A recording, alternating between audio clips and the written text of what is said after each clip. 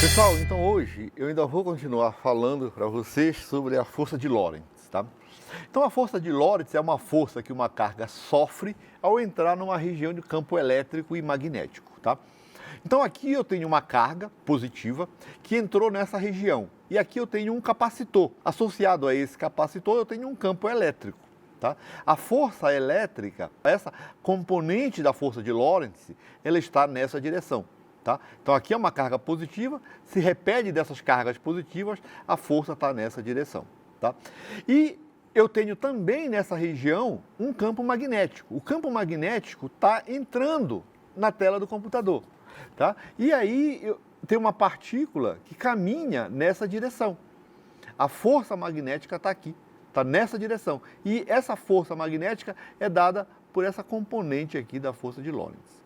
Vamos olhar isso utilizando uma outra montagem. Vamos utilizar esse tubo aqui. Na verdade, esse tubo é para você medir a relação carga-massa do elétron. Mas é legal aqui porque a gente consegue ter campo elétrico e campo magnético. Tá? Então vamos dar uma olhada nisso aqui, olha, nessa partezinha. O que tem aqui? Tá? Então isso aqui é isso aqui. E isso aqui é isso aqui. Ó. Tá? Então o que eu tenho aqui dentro? Eu tenho um filamento que eu vou passar a corrente, esse filamento vai aquecer, vai emitir elétrons. E aí, daqui para cá, tem uma diferença de potencial que vai até uns 400 volts. Então, isso aqui fica positivo. Esse feixe de elétron é acelerado. E ele começa a caminhar nessa direção aqui. O feixe de elétrons aqui, através do efeito termiônico, eu gero elétrons e com essa diferença de potencial eu acelero esse feixe. A força elétrica está na direção do campo elétrico. Tá? E eu vou mostrar para vocês agora isso, tá legal? Então aqui, eu tenho o meu tubo, tá? Eu vou aumentar essa diferença de potencial aqui. Então observe que vai aparecer um feixezinho azul ali, ó. Estou aumentando a diferença, ainda não aparece, aqui, ó. Então aqui eu tenho o meu feixe de elétrons, esse azulzinho que está aparecendo aí, tá legal? Na verdade, pessoal, eu não estou vendo os elétrons. Os elétrons têm energia cinética altíssima, estou acelerando, eles colidem com átomos de argônio que tem aqui dentro, tem uma atmosfera de argônio, transfere energia para o argônio e o argônio emite essa luz azul. Tá? Então essa componente que nós observamos agora, tá, só depende do campo elétrico. Vamos agora ver como é que eu posso ativar o campo magnético, para que a gente veja essa outra componente da força de Lorentz. Essa configuração de bobinas aqui, essa configuração aqui, a gente chama de configuração de Helmholtz, tá? São bobinas que estão afastadas uma da outra, justamente é uma distância que é igual ao raio dela. E aí nessa região aparece uma região de campo magnético constante.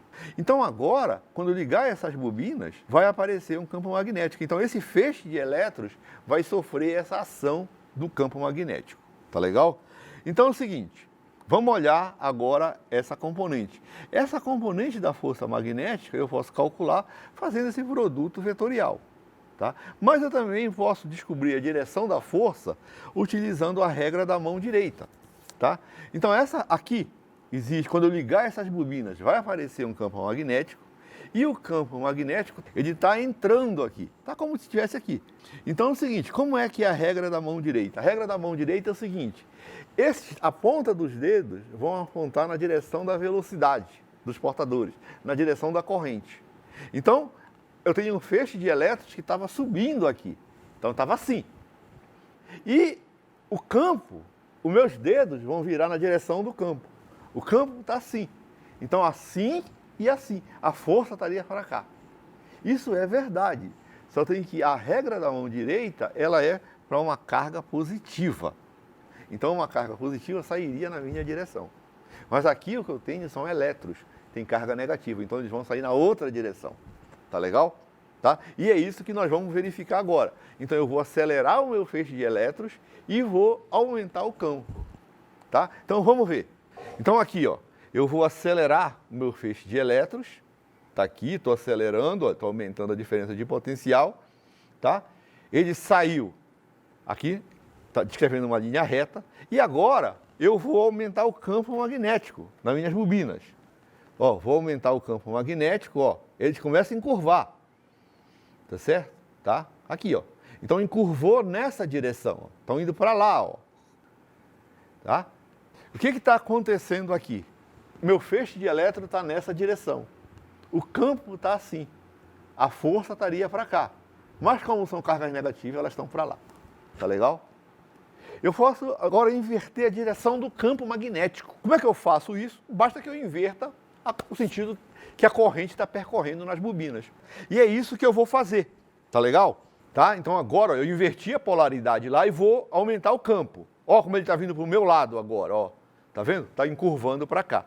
Eu vou inverter de novo a polaridade. Tá? Vou voltar ao que era anteriormente.